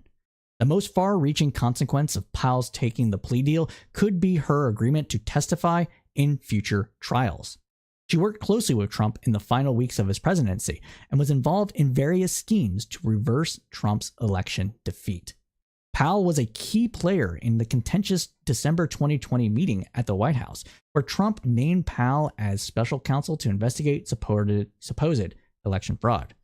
This came after she pitched a plan to suspend normal laws and use military force to seize voting machines. The meeting involved Trump, his White House counsel, and Rudy Giuliani. Giuliani has also been charged with seeking to overturn the 2020 election results by Fulton County's prosecutors. Legal experts said Powell's cooperation marks a significant moment in the case because the threat of Powell's testifying against Giuliani might compel him to take a deal as well. Powell was also involved in the Coffee County conspiracy. This involved Trump allies gaining access to voting machines, copying virtually every part of the election system, and later uploading it all online, increasing the risk of vote integrity. or like increasing the risk to vote integrity. Stupid. All because people stole the election that didn't happen? Come on. Y'all can't tell your ass from your elbows. This is stupid. Now, Powell is the second defendant in the Georgia RICO case to turn state evidence with the district attorney. The first was a local Republican bail bondsman, Scott Hall, which we reported on our Shorts channel. The surprise move from Hall came after he gave a recorded statement to prosecutors, testimony that almost certainly would have been used against Powell. Hall pleaded guilty to 5 counts of conspiracy to commit intentional interference with the performance of election duties, a misdemeanor charge. He was sentenced to 5 years probation, a $5,000 fine, 200 hours of community service, and was required to write an apology letter to the state, similar to everything that has happened to Sidney Powell. The description of the plea suggests that prosecutors were interested in flipping Hall against Trump and other co-defendants, but especially people like Powell. In addition to contacts with Powell, Hall also had a 63-minute phone call with former Trump Justice Department official Jerry Clark on January 2nd of 2021. They discussed the 2020 election results in Georgia, according to the indictment. All this, my friends, is good news if you care about justice, election integrity, the rule of law. Basically, if you're a Republican, you should actually support this. But we know you don't, because partisanship is a bitch. But that, my friends, concludes this segment of the News Roundup.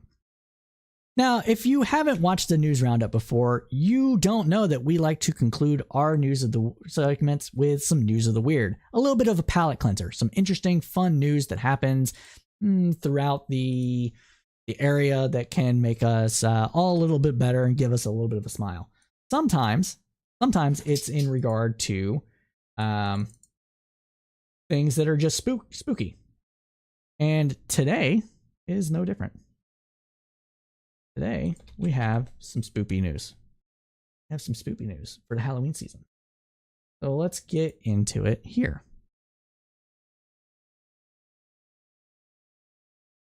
All right.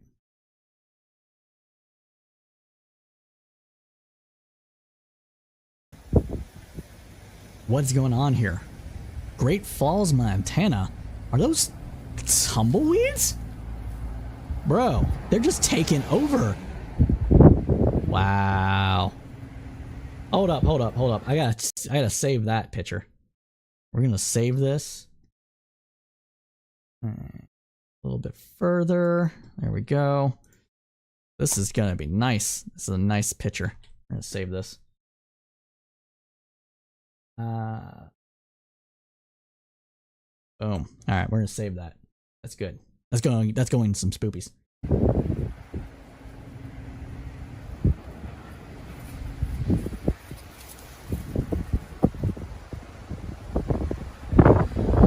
That's nuts. So what we're seeing here is Great Falls, Montana. And it's just tumbleweeds. Tumbleweeds that took over the entire town. So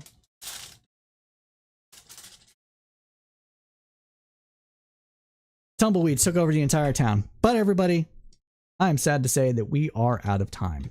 We know you liked what you heard because you sticked with us to the end, so please smash that like button for the algorithms. It really does help us out.